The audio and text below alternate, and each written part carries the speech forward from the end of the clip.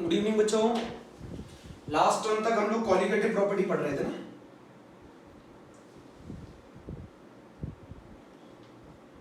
Colligative property है ना। तो मैंने पहले बताया था कॉलिगेटिव प्रॉपर्टी का क्या मतलब होता है। The property which depend on the total number of solute particles. Total number of solute particles पर जो प्रॉपर्टीज डिपेंड करती हों उनको बोला जाता है कॉलिगेटिव प्रॉपर्टी। कॉलिगेटिव प्रॉपर्टी वो प्रॉपर्टी होती है जो total number of solute particles पे डिपेंड करती है and not depend on nature of solute particles, है ना। Not depend on nature of solute particles.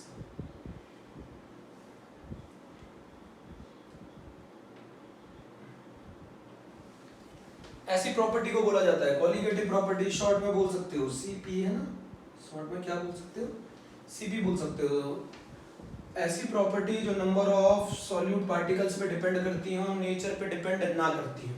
तो उसमें पहली कॉलिगेटिव प्रॉपर्टी जो है वो हम लोग पढ़ने जा रहे हैं, जिसको हम कहते हैं relative lowering in vapour pressure, है ना। Relative lowering of vapour pressure. Relative lowering of vapour pressure. चलो वेपर प्रेशर पहले मैं कुछ चीजें बता दूं फिर आगे पढ़ाऊंगा, ठीक है। कुछ चीजें पहले से जान लेते हैं। Relative lowering of vapour pressure. अब जरा मेरी बात समझना, मेरी बात समझो, बहुत ध्यान से सुनो। Relative lowering of vapour pressure में सबसे पहले ये कहानी तब की है जैसे ये मान लो एक प्योर सॉल्वेंट है हमारा, है ना। ये मेरा प्योर सॉल्वेंट है, प्योर सॉल्वेंट। ये मेरा प्योर सॉल्वेंट है और किसी पर्टिकुलर टेम्परेचर पे है। ये प्योर सॉल्वेंट के पार्टिकल्स हैं सरफेस पर। प्योर सॉल्वेंट का जो वेपर प्रेशर होगा बेटा वो ले रहा हूं। मान लो मैं सॉल्वेंट को ए मान रहा हूं तो प्योर सॉल्वेंट का vapour pressure P not a होगा। और ये रही प्योर सॉल्वेंट के, तो प्योर सॉल्वेंट का जो वेपर प्रेशर है उसको मैं क्या लिख रहा हूं बेटा? पी ए नॉट, है ना। प्योर सॉल्वेंट का vapour pressure P A nought है, ठीक है। P A nought pure solvent का वेपर प्रेशर है। अगर आप चाहो तो लिख लो pure solvent vapour pressure.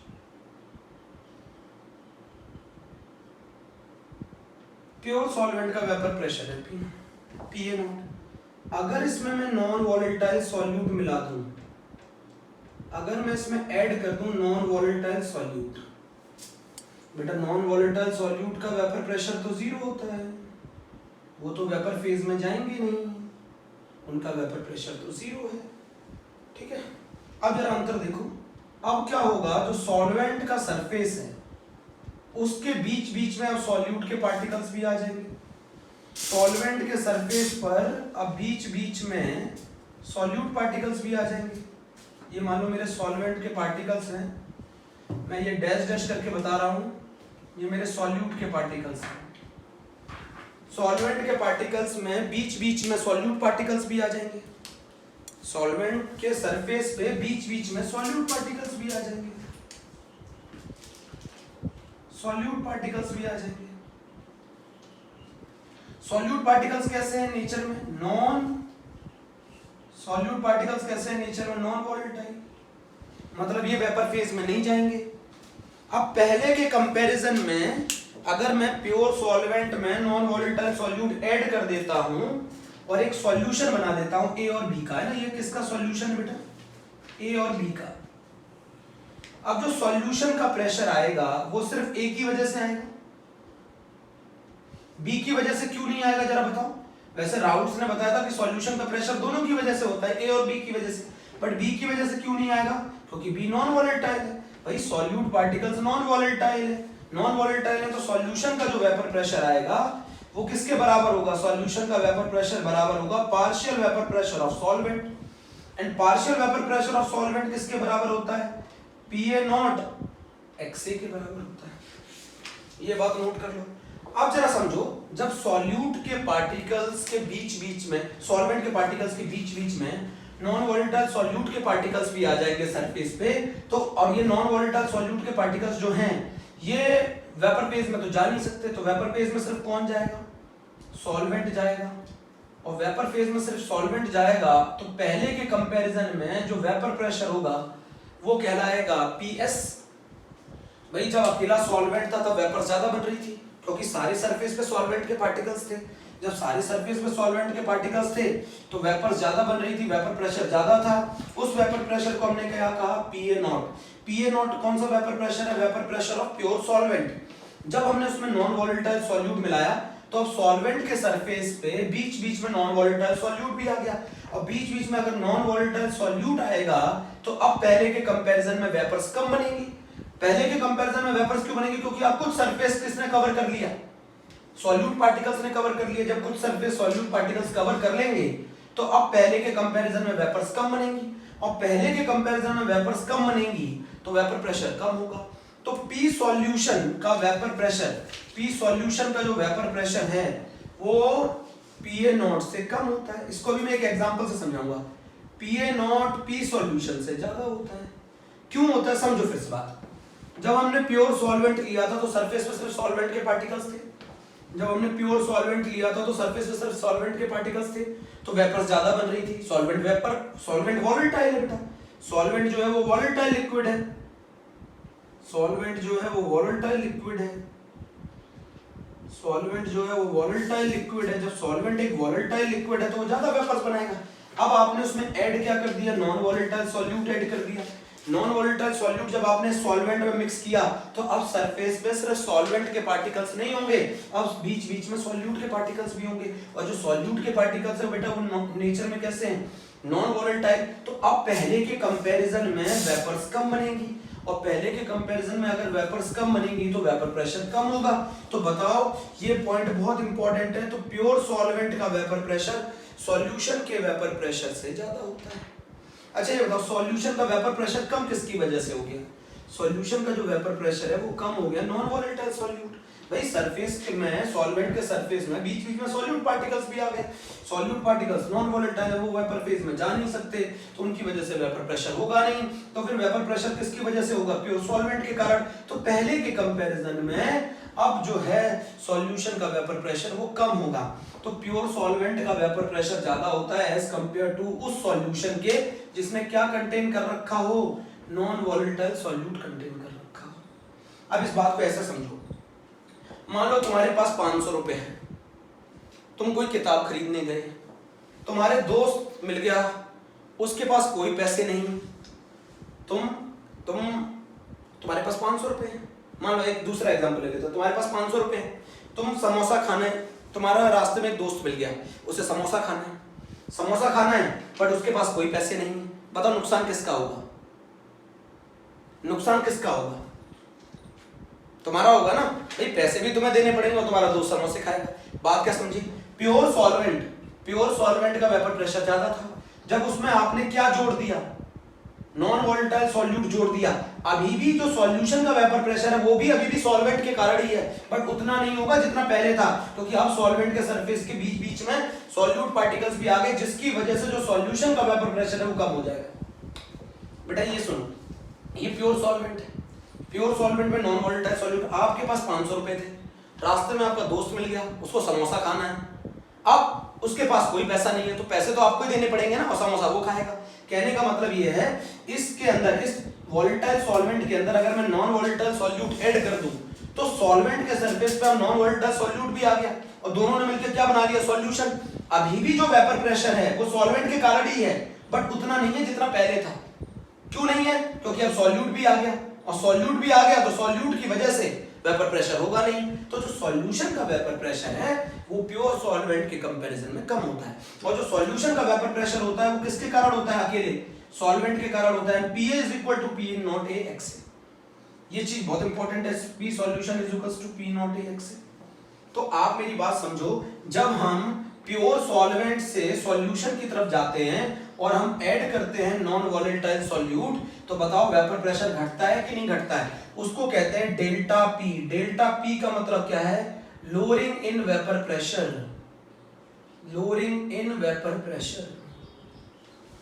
Delta P का मतलब क्या है? Lowering in vapour pressure. ये तुम हो, तुम्हारे पास थे 500 रुपए, रास्ते में मिल गया ये रहा नॉन वोलेटाइल सॉल्यूट, तुम्हारा दोस्त जिसके पास कोई पैसे नहीं है, वो खाना चाहता है समोसे, तो पैसे देगा कौन? तुम। तो खर्चा किसका हुआ? तुम्हारा। कम किसके हुए? पैसे तुम्हारे। तो प्योर सॉल्वेंट का जो वेपर प्रेशर था उसमें अगर आप नॉन वोलेटाइल सॉल्यूट मिला दोगे और सॉल्यूशन बना दोगे तो जो वेपर प्रेशर आएगा वो कम आएगा पहले के कंपैरिजन में, क्योंकि अब जो एक्सपोज्ड सरफेस है सॉल्वेंट पार्टिकल्स के लिए वो कम हो गया। क्यों? पहले सॉल्वेंट के पार्टिकल्स पूरे सरफेस पे थे, अब सॉल्वेंट के पार्टिकल के साथ साथ सॉल्यूट के पार्टिकल भी सरफेस पर है। सॉल्यूट के पार्टिकल नॉन वोलेटाइल है, वो वेपर फेज में जाएंगे नहीं, तो जो सरफेस एक्सपोज्ड हो गया, इवोपरेशन के लिए जो सरफेस मिलेगा वो कम मिलेगा। इवोपरेशन के लिए सरफेस कम मिलेगा, जब इवोपरेशन के लिए सरफेस कम मिलेगा तो वेपर्स कम बनेंगे, वेपर्स कम बनेंगे तो वेपर प्रेशर कम होगा। भाई समझो ना मेरी बात। सॉल्वेंट पार्टिकल सरफेस पर पहले सिर्फ सॉल्वेंट पार्टिकल्स थे, सॉल्वेंट पार्टिकल्स वेपर फेज में जा रहे थे, एक्सपोज्ड सरफेस ज्यादा था, बट अब यहाँ पर बीच बीच में सॉल्यूट के पार्टिकल्स भी आ गए जो वेपर फेज में जाएंगे नहीं, वेपर फेज में जाएंगे नहीं, तो अब जो वेपर्स बनेंगी वो पहले के कंपैरिजन में कम बनेंगी। तो मैंने पॉइंट लिखा तो है कि सॉल्वेंट का वेपर प्रेशर, प्योर सॉल्वेंट का वेपर प्रेशर सॉल्यूशन से ज्यादा होता है। अच्छा, सॉल्यूशन का प्रेशर दोनों की वजह से आता है, ए और बी, बट बी तो नॉन वोलेटाइल है तो उसकी वजह से जीरो, तो सॉल्यूशन का प्रेशर किसके बराबर होगा? पी, और पी किसके बराबर होगा? P A nought A X A. तो डेल्टा पी को हम क्या कहते हैं? लोअरिंग इन वेपर प्रेशर कहते हैं। डेल्टा पी को हम क्या कहते हैं? लोअरिंग इन वेपर प्रेशर कहते हैं। Delta P is known as lowering in vapour pressure. तो लोअरिंग का मतलब क्या है? जब आपने प्योर सॉल्वेंट के अंदर नॉन वोलेटाइल सॉल्यूट मिलाया तो वेपर प्रेशर कम हो गया। तो बताओ कितना कम हो गया? तो इसमें से इसको माइनस कर दो, तो लोअरिंग होती है P A not minus P S, और पी एस की वैल्यू आपको मालूम है पी ए के बराबर है, और पी ए की वैल्यू आपको मालूम है पी नॉट ए एक्स ए के बराबर है। तो लोअरिंग कहते हैं, डेल्टा पी को कहते हैं lowering in vapour pressure. Lowering in vapour pressure, पहले इतनी बात समझ लो फिर मुझे बताना। लोअरिंग इन वेपर प्रेशर, इसे रिलेटिव लोअरिंग नहीं कहते, इसे लोअरिंग इन वेपर प्रेशर कहते हैं। इसे लोअरिंग इन वेपर प्रेशर कहते हैं। नोट करो मेरे प्यारे बच्चों जल्दी से।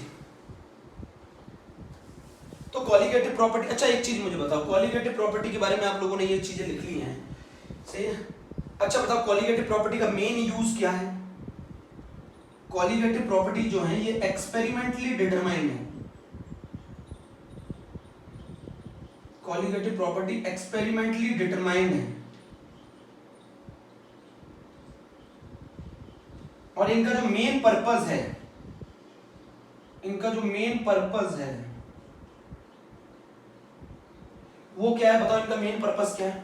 To calculate the molar mass of solute, to calculate the molar mass of,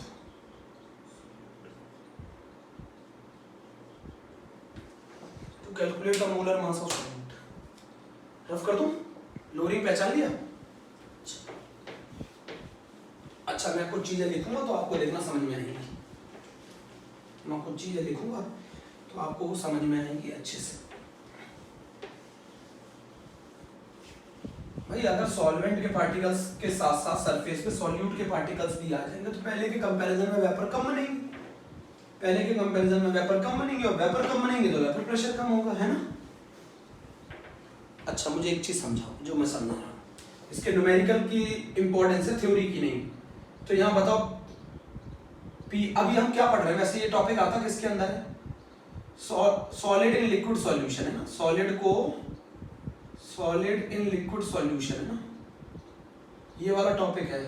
हम इसमें एक सॉलिड को लिक्विड सॉल्यूशन में मिला रहे हैं, लिक्विड मिला रहे हैं और सॉल्यूशन बना रहे हैं, सुन रहे हैं?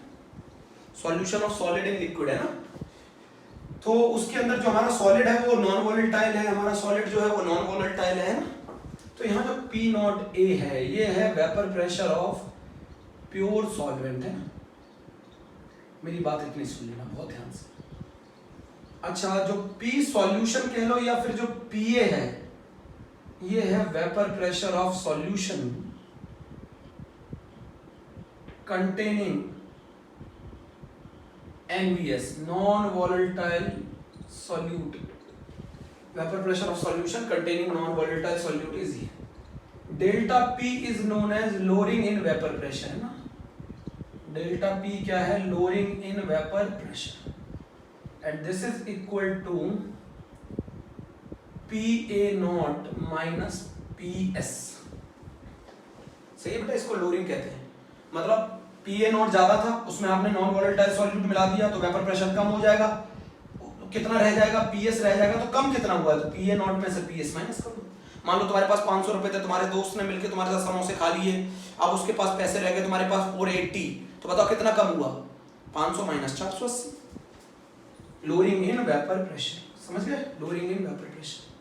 अब रिलेटिव लोअरिंग क्या होता है, समझो। रिलेटिव लोअरिंग, आरएलवीपी किसको कहते हैं, relative lowering in vapour pressure, वो कहलाता है delta P upon P A not, इसको कहते हैं relative lowering. Delta P upon P A not को कहते हैं relative lowering in vapour pressure. Delta P upon P A not को कहते हैं relative lowering in vapour pressure. अब मैं इसका डेरिवेशन कर रहा हूं। चलो अच्छा ये बताओ, डेल्टा पी किसके बराबर था, जल्दी से बता दो, जल्दी से बता दो। डेल्टा पी किसके बराबर था, P A not minus P S के बराबर था।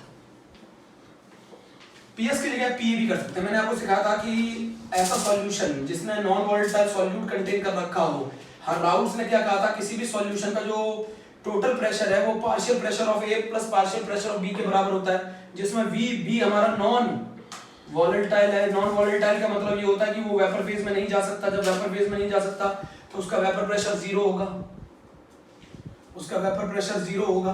तो पी सॉल्यूशन हमारा जो होगा वो किसके बराबर होगा, पार्शियल प्रेशर ऑफ ए के बराबर होगा। पार्शियल प्रेशर ऑफ ए किसके बराबर होता है, राउल्स के according P A not X A है ना। तो यहाँ पुट करते हैं। चलो तो ये बन गया डेल्टा पी, ये डेरिवेशन एक बार आया है बोर्ड में, P A not P S की जगह रख दूं, पी ए नॉट एक्स ए। बोलो, अभी तो पढ़ा है, ये लिखा है। तो डेल्टा पी का मतलब क्या है, lowering in vapour pressure. P A not common ले लो बेटा ना, 1 माइनस एक्स ए। 1 माइनस एक्स ए किसके बराबर होता है, याद है, बताओ। 1 माइनस एक्स ए किसके बराबर होता है, 1 माइनस एक्स ए बराबर होता है एक्स बी के। यहाँ लिखो नोट करके, X A plus X B is equals to 1। तो एक्स बी बराबर आ गया 1 माइनस एक्स ए, ठीक है। तो डेल्टा पी बराबर आ गया P A not X B, है ना। तो बताओ delta P upon P A not बराबर आ गया X B. Delta P upon P A not बराबर आ गया X B. Delta P upon P A not बराबर आ गया एक्स बी। इसको ओपन कर लो, यहाँ लिख दो, इसके बाद ओपन कर। डेल्टा पी का मतलब क्या है, P A not minus P S upon P A not बराबर आ गया एक्स बी। इसके बाद इसे और ओपन कर लो। सॉल्यूट का मोल फ्रैक्शन क्या होता है, बोलो जल्दी से। सॉल्यूट का मोल फ्रैक्शन क्या होता है, moles of solute upon total moles of the in the solution.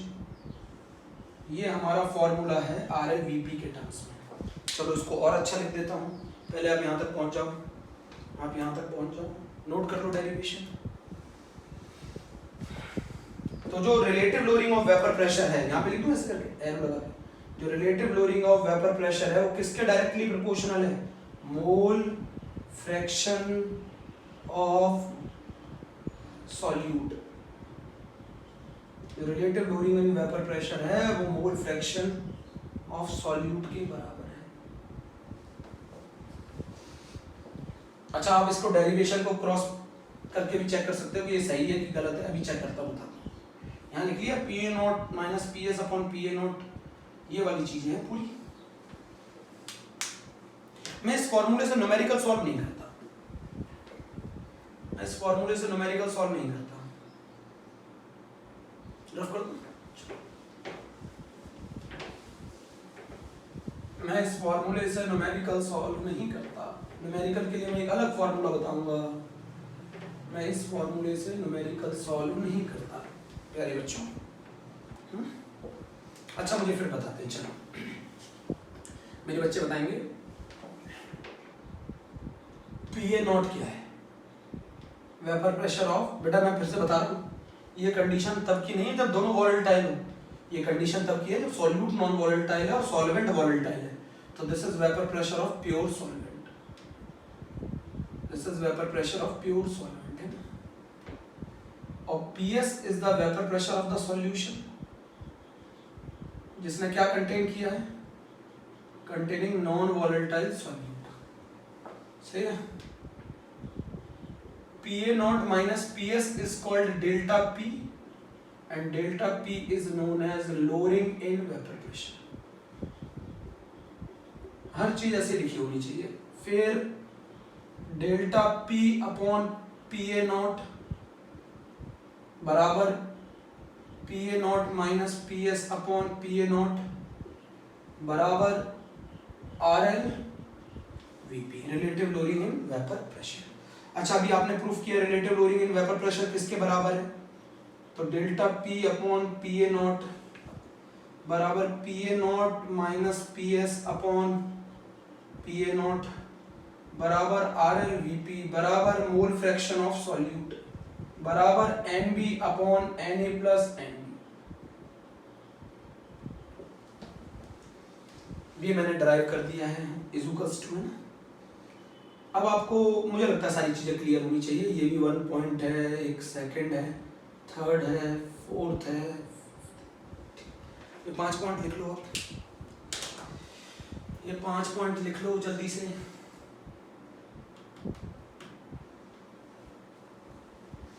लिख लिया 5 पॉइंट,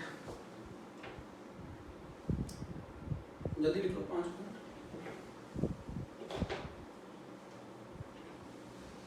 अब मैं न्यूमेरिकल किससे सॉल्व करता हूँ बेटा, मैं इससे न्यूमेरिकल सॉल्व नहीं करता। इसमें थोड़ा सा बताओ न्यूमेरिकल क्यों नहीं सॉल्व करता। इसमें कैलकुलेशन है ना, यहाँ पर ये कैलकुलेशन बहुत डिफिकल्ट पड़ती है। इसको कहा जाता है RLVP। RLVP सीख लिया सभी बच्चों ने, RLVP पर स्टार लगा लेना, बहुत इंपॉर्टेंट है। RLVP तो क्वालिटेटिव प्रॉपर्टी है, relative lowering in vapour pressure. Lowering in vapour pressure divided by the vapour pressure of the pure solvent, this is called relative lowering in vapour pressure. And relative lowering in vapour pressure is directly proportional to the mole fraction of solute. किसी बच्चे ने मुझसे पूछा था sir इसे proof करके बताओ आप, PA naught minus PS upon PA not बराबर XB। अच्छा, ये बात सही लिखी है कि गलत लिखी है, चेक करते हैं। PA नॉट माइनस PS किसके बराबर होता है, याद करो, अभी पढ़ाया था। PA naught XA divided by PA naught is equals to XB। PA naught can common ले लिया, 1 minus XA upon PA naught is equals to XB। PA naught cancel, 1 minus XA is equals to XB। तो ये formula बिल्कुल सही है जो मैंने निकाला है। यहां तक की बात हो गई। अब हम लोग न्यूमेरिकल सॉल्विंग के क्वेश्चन कैसे करते हैं। न्यूमेरिकल सॉल्विंग का कांसेप्ट अलग है। ये question relative lowering of vapour pressure ऐसे निकाला जाता है। न्यूमेरिकल सॉल्व करने के लिए मैं तरीका दूसरा अपनाता हूं, रफ कर दो। न्यूमेरिकल सॉल्व करने के लिए मैं तरीका दूसरा अपनाता हूं। आप बोलेंगे सर बताओ जरा कौन सा तरीका अपनाते हो। न्यूमेरिकल सॉल्व करने के लिए मैं तरीका दूसरा अपनाता हूं, ठीक है। आप बोलोगे कौन सा तरीका अपनाते हो न्यूमेरिकल सॉल्व। ये बेटा ये फॉर्मूला रिलेटिव लोअरिंग का नहीं है, न्यूमेरिकल सॉल्विंग के लिए है। अगर आप न्यूमेरिकल सॉल्व करेंगे तो मेरे इस फॉर्मूले से करेंगे, समझ गए पहले। अब जरा समझो, आपने अभी निकाला था ना PA naught minus PS upon PA naught is equals to XB बराबर NB अपॉन NA प्लस NB, है ना। अच्छा, दोनों को उल्टा कर दो, दोनों को उल्टा कर दो तो बन क्या जाएगा, PA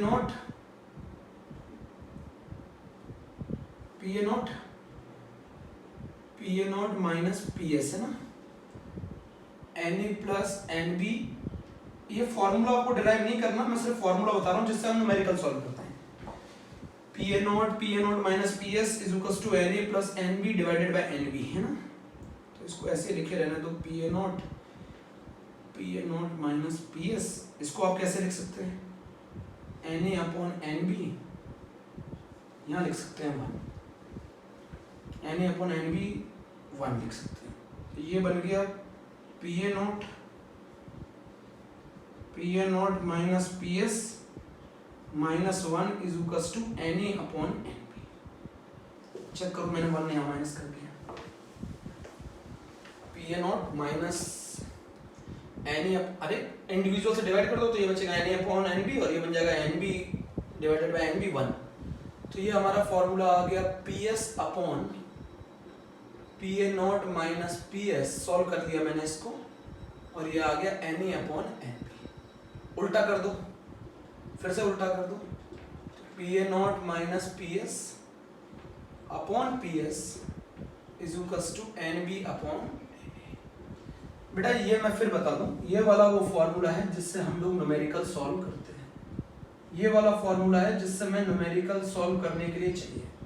मैं फिर से एक चीज बताना चाहता हूँ, न्यूमेरिकल सॉल्व करने के लिए चाहिए, मैं सिर्फ ये बताना चाह रहा था आपको, ये डेरिवेशन नहीं है हमारे कोर्स में, ये डेरिवेशन कोर्स में नहीं है, मैं सिर्फ ये बताना चाह रहा था ये फॉर्मूला आप लोग कैसे लेके आए। बेटा मैं इसको फिर बता दूं, ये relative lowering in vapour pressure नहीं है, ये relative lowering in vapour pressure नहीं है। Relative lowering in vapour pressure होता है P not A minus P S upon P not a. बेटा ये सिर्फ हम लोगों ने न्यूमेरिकल सॉल्विंग के लिए फॉर्मूला बना रखा है। अगर हम कभी भी न्यूमेरिकल सॉल्व करते हैं तो इस फॉर्मूले से करते हैं, उससे इसलिए नहीं करते क्योंकि मेथड बहुत कैलकुलेशन डिफिकल्ट हो जाती है। अच्छा इससे ये बताओ, इसको हम लोग ऐसे लिख सकते हैं P not A minus P S upon P S, N B की जगह लिख सकते हैं W B upon M B. Moles कैसे निकालोगे सॉल्यूट के, एम बी कैसे निकालोगे W B upon M B into M A upon W A. बताओ मैंने ये कैसे सॉल्व किया, एन ए की जगह रखा, अरे आपको लोगों को एक स्टेप भी एक्स्ट्रा बता देता हूँ तो आप कंफ्यूज हो जाते हो। इसको लिख लेंगे W A upon M A, solve करो तो P A not minus P S upon P S, ये आ गया W B upon M B और ये आ गया M A upon W A. तो ये दूसरा फॉर्मूला मैं लिख रहा हूँ साथ में न्यूमेरिकल सॉल्विंग फॉर्मूला, ये एक और फॉर्मूला है न्यूमेरिकल सॉल्विंग, न्यूमेरिकल सॉल्विंग एक और फॉर्मूला है, जरा नोट करो। तो न्यूमेरिकल सॉल्विंग के लिए मैंने ये दो फॉर्मूले बताए, जरा आप लोग नोट कर लो, इज वेरी वेरी इंपॉर्टेंट। मैं न्यूमेरिकल इन्हीं से सॉल्व करता हूँ, मैं न्यूमेरिकल सॉल्विंग के लिए बता रहा हूँ दूसरा फॉर्मूला ये है, मैं न्यूमेरिकल सॉल्विंग के लिए बता रहा हूँ दूसरा फॉर्मूला ये रहा, एक फॉर्मूला ये है, दूसरा फॉर्मूला ये है, न्यूमेरिकल सॉल्विंग के लिए बता रहा हूँ, जल्दी नोट करो। नोट किया, बार बार पढ़ना, दो एक दो बार पढ़ोगे आराम से आ जाएगा। न्यूमेरिकल सॉल्विंग के लिए फॉर्मूला बता रहा हूँ, न्यूमेरिकल सॉल्विंग के लिए बता रहा हूँ मेरे प्यारे बच्चों, दो फॉर्मूले हो गए, एक और फॉर्मूला है न्यूमेरिकल सॉल्विंग। अच्छा ये बताओ P A not minus P S upon P S, ये बन गया W B upon M B है ना, 1000 ऊपर नीचे मल्टीप्लाई कर दो है ना, ऊपर क्या है M A upon W A into 1000 upon 1000 है ना। अब आप बोलोगे ऐसा क्यों किया, मैं मोलैलिटी के टर्म्स में कोई फॉर्मूला बता रहा हूँ, P not A minus P A upon P not A minus P S upon P S W B upon M B into 1000 upon W A, ऐसे लिख लो, इंटू एम ए अपॉन 1000, ऐसे लिख लोगे, ऐसे लिख लो, W B upon M B into 1000 upon W A into M A upon 1000 है ना। इस चीज को क्या बोल देते हैं, याद करो, इसको बोलते हैं मोलैलिटी है ना, बराबर स्मॉल m, इसको बोलते हैं मोलैलिटी। सिर्फ न्यूमेरिकल सॉल्विंग फॉर्मूला बता रहा हूँ, ये फॉर्मूला बन गया, ये भी एनसीईआरटी में नहीं है, P not A minus P S upon P S is equals to molality. ये क्या है बेटा, ये जो मैं पूरा एम ए क्या होता है, एम ए क्या होता है, मोलर मास ऑफ सॉल्वेंट, मैं लिख देता हूँ पूरा, molar mass of solvent divided by 1000। ये हमारा एक फॉर्मूला है किसके टर्म्स में, मोलैलिटी के टर्म्स में है ना। कितने फॉर्मूले हो गए, 3 हो गए ना। ये हमारा फॉर्मूला है मोलैलिटी के टर्म्स में, this m is known as molality. 3 फॉर्मूले हो गए, जल्दी जल्दी नोट कर लो, इनसे न्यूमेरिकल सॉल्व करने हैं। इसके नीचे भी लिख देता हूँ न्यूमेरिकल सॉल्विंग है।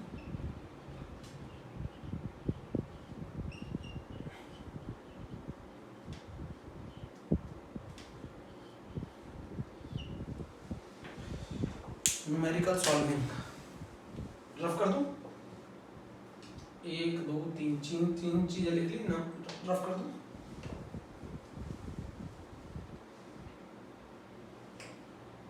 3 फॉर्मूले बता दिए न्यूमेरिकल से सॉल्व करेंगे।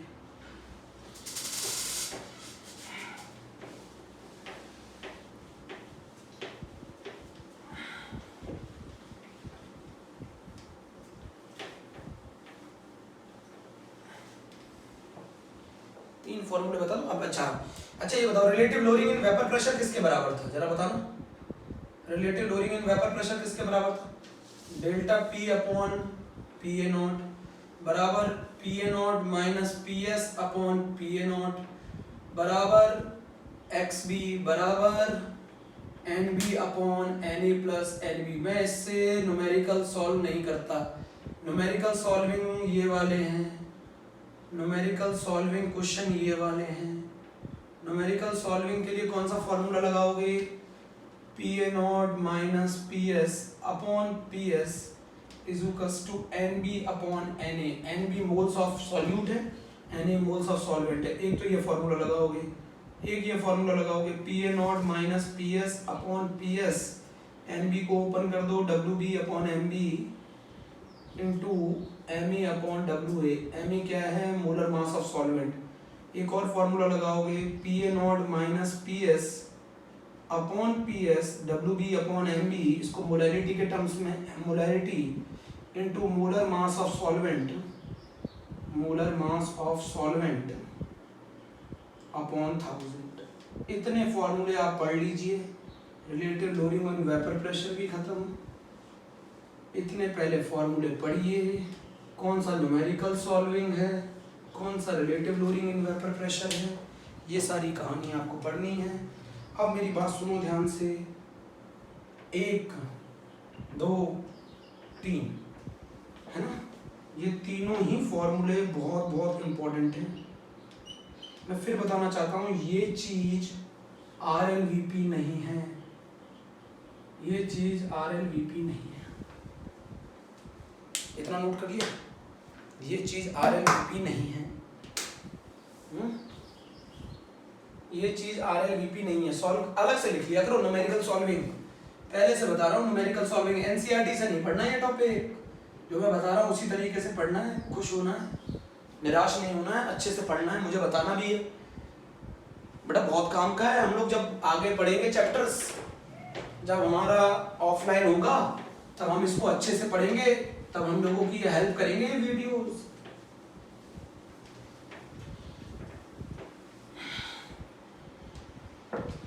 अब बेटा मेरी बात सुनो, एक क्वेश्चन में बार बार बच्चे मुझसे पूछते हैं कि नेगेटिव डेविएशन में, अभी 2019 में आया था, नेगेटिव डेविएशन का ये एग्जाम्पल तो आपको भूलना ही नहीं है।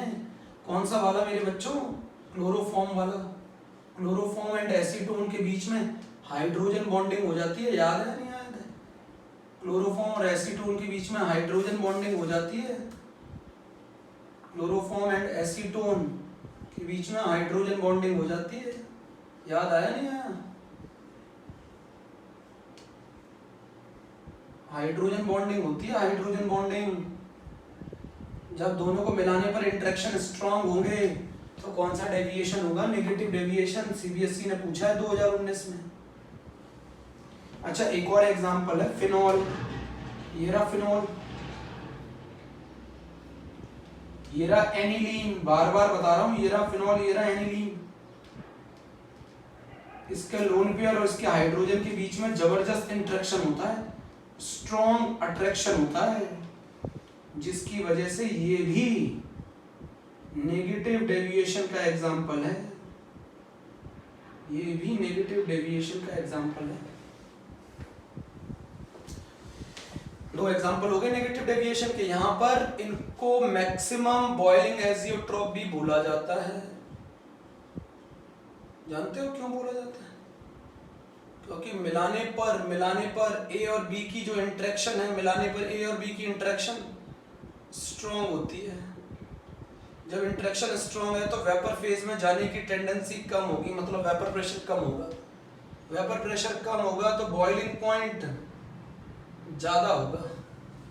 वेपर प्रेशर कम होगा तो बॉइलिंग पॉइंट ज्यादा होगा। मतलब अगर मैं इसका कंपोजिशन मिलाऊं तो 68% HNO3 और 32% वाटर का अगर मैं मिक्सचर लूं तो ये मिक्सचर इन दोनों के बॉइलिंग पॉइंट से ज्यादा बॉइलिंग पॉइंट पर, अब इन दोनों लिक्विड का बॉइलिंग पॉइंट कांस्टेंट हो जाएगा, है ना। अब इन दोनों लिक्विड का बॉइलिंग पॉइंट कांस्टेंट हो जाएगा, और वो इनके इंडिविजुअल बॉइलिंग पॉइंट और वो इनके इंडिविजुअल बॉइलिंग पॉइंट, इनके इंडिविजुअल बॉइलिंग पॉइंट से ज्यादा होगा, वो इनके इंडिविजुअल बॉइलिंग पॉइंट से ज्यादा होगा, इसीलिए इनका नाम पड़ा maximum boiling point, maximum boiling azeotrope. याद कर लो कंपोजिशन। मैक्सिमम बॉइलिंग एजियोट्रॉप किसको बोला जाता है? नीट में आया था 2016 में, नीट में आया था 2016 में, maximum boiling azeotrope. HNO3 plus water भी इसका एग्जांपल है, HCl प्लस वाटर भी एग्जांपल है, याद करो। HNO3 प्लस वाटर भी एग्जांपल है, HCl प्लस वाटर भी एग्जांपल है, एनिलीन प्लस एसीटोन भी एग्जांपल है। नेगेटिव डेविएशन की कहानी खत्म हो गई।